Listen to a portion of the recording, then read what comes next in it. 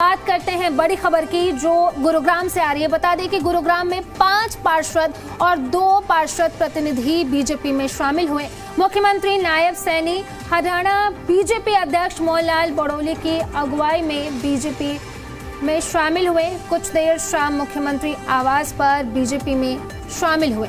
गुरुग्राम नगर निगम के 5 पार्षद परमिंदर कटारिया, प्रदीप पदम, महावीर यादव, दिनेश दहिया, अवनीश राघव और 2 पार्षद प्रतिनिधि प्रशांत भारद्वाज और गगन किरोड़ ने कबीर कुटिया में मुख्यमंत्री नायब सिंह सैनी की मौजूदगी में बीजेपी भाजपा का उन्होंने दामन थामा है।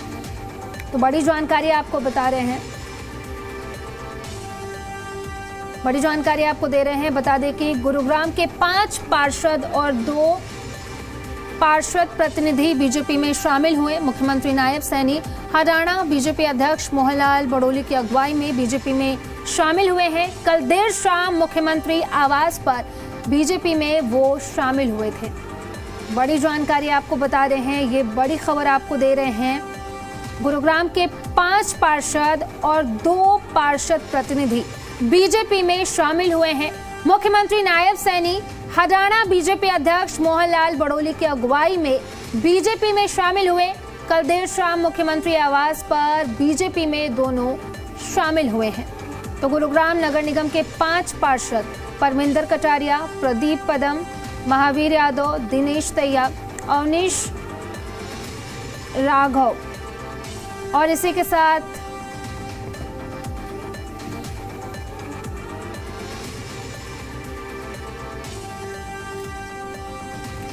ही साथ आपको बता दें कि 2 पार्षद प्रतिनिधि प्रशांत भारद्वाज और गगन किरोड़ी ने कबीर कुटिया में मुख्यमंत्री नायब सिंह सैनी की मौजूदगी में उन्होंने बीजेपी का दामन थामा है।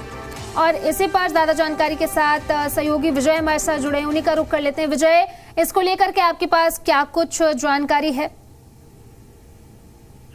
बिल्कुल, जो सभी लोग जो शामिल हुए हैं, जिसमें से 5 पार्षद हैं और 2 पार्षद प्रतिनिधि हैं, तमाम लोग हालांकि पहले वो भाजपा में थे, लेकिन जो हाल ही में नगर निगम चुनाव हुए थे इसमें ये लोग बागी हो गए थे और इन्होंने भाजपा का साथ देना छोड़ दिया था। हालांकि इन्होंने चुनाव लड़ा, चुनाव भी जीते और उस समय हालांकि कई तरह के सवाल जो है उस समय गुरुग्राम में भाजपा पर खड़े हुए थे कि वहाँ के कुछ जो कार्यकर्ता हैं वो भाजपा से बागी होकर अलग हो गए हैं और चुनाव में उतरे।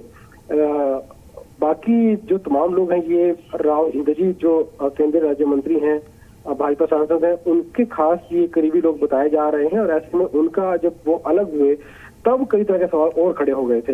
लेकिन अब राव इंद्रजीत के नेतृत्व में ये तमाम लोग जो हैं, 5 पार्षद और 2 पार्षद प्रतिनिधि, तमाम लोग जब फिर से भाजपा में शामिल हो गए हैं, यानी उस समय बागी जरूर हुए थे लेकिन दोबारा इन्होंने अपनी जो आस्था है वो दिखाई है भाजपा में और भाजपा में दोबारा शामिल हुए हैं।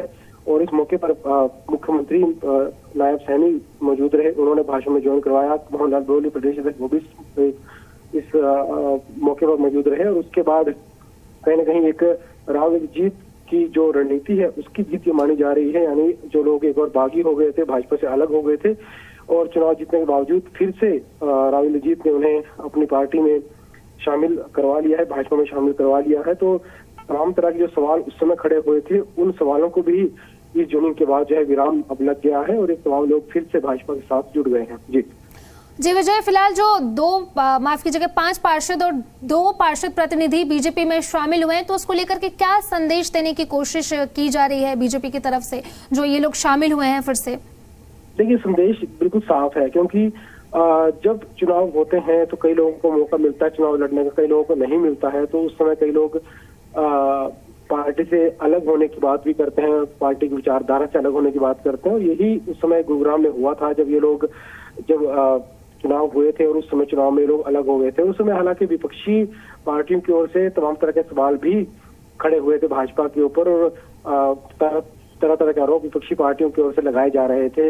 लेकिन अब ये लोग शामिल हो गए हैं, इससे जो आरोप थे विपक्षी पार्टियों के भाजपा को लेकर, उन आरोपों को भी जवाब मिल गया है। और साथ ही साथ एक ये संदेश देने की कोशिश की गई है कि भाजपा अपने कार्यकर्ताओं को ध्यान रखती है, उनसे कभी अलग नहीं होती है। कोई भाजपा कार्यकर्ता अगर किसी बात से नाराज हो भी जाता है तो उसको पार्टी द्वारा मनाया जाता है और पार्टी से अलग उन्हें नहीं होने दिया जाता। और कार्यकर्ताओं का सम्मान पार्टी की ओर से हमेशा किया जाता है। ऐसा नहीं है कि अगर कोई कार्यकर्ता बागी हो जाता है, पार्टी को छोड़ देता है, तो पार्टी भी उसे भूल जाती है। संदेश ये दिया गया है कि पार्टी हमेशा उस कार्यकर्ता को याद रखती है, उसे मनाने की कोशिश लगातार की जाती है और उसे द्वारा मनाया भी जाता है। तो इस तरह का संदेश जो है विपक्षियों को देने की कोशिश ज्वाइनिंग के माध्यम से भाजपा की ओर से की गई है और यही संदेश पूरे हरियाणा में भाजपा को दिया गया। और ये पहला मौका नहीं है जब भाजपा ने इस तरह का काम किया। इससे पहले भी कई मौके आए हैं जब भाजपा ने नाराज लोगों को मनाया है, उन्हें अच्छे पद भी दिए हैं। चाहे हम सोनीपत के राजीव जैन की बात करें, जिन्हें विधानसभा चुनाव में टिकट नहीं दिया गया था और वो नाराज हो गए थे, बाद में उन्हें मनाया भी गया और चुनाव के बाद उन्हें सोनीपत का मेयर भी बनाया गया। यानी ये तमाम तरह के ऐसे कई वाकया हैं जब हम कह सकते हैं कि पार्टी ने इस तरह का संदेश देने की कोशिश प्रदेश में की है। जी विजय, बहुत बहुत शुक्रिया आपका तमाम जानकारी के लिए।